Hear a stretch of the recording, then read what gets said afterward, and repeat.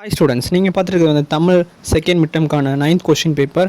So நான் அதில் உங்களுக்கு இம்பார்ட்டன்ட் டிப்ஸ்னு சொல்ல போகிறேன். நீங்கள் இந்த வீடியோ மறக்காமல் ஸ்கிப் பண்ணாமல் பாருங்கள். ஸோ நீங்கள் பார்த்துருக்க அந்த குடும்ப விளக்கு இருக்குல்ல, ஸோ அது ரொம்ப ரொம்ப இம்பார்ட்டன்ட். அதே மாதிரி தமிழகத்தின் முதல் பெண் மருத்துவர், அது வந்து கண்டினியூஸாக கேட்டுட்ருக்காங்க. அதுக்கப்புறம் பல்லவர் கால சிறப்பு கலைக்கு சிறந்த சான்று, ஆட்கள் ரொம்ப இம்பார்ட்டன்ட். சிறந்த பஞ்ச சமூகத்தின் அது ரொம்ப இம்பார்ட்டன்ட். அதேமாதிரி மரவேரும் ரொம்ப முக்கியம்.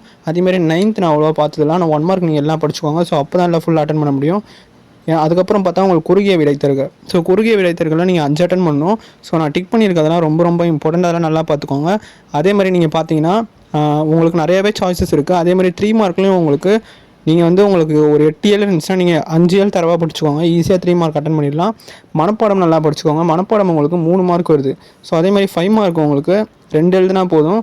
ஸோ அதே மாதிரி துணைப்பாடம் நல்லா படிச்சுக்கோங்க. துணைப்பாடம் வந்து நீங்கள் துணைப்பாடம்னா நீங்கள் அதே நான் சொன்ன மாதிரி 5 ஏழு படிச்சிங்கன்னா ஈஸியாக நீங்கள் அட்டன் பண்ணிடலாம். ஸோ என்னை நம்பி நீங்கள் படிச்சுட்டு போங்க.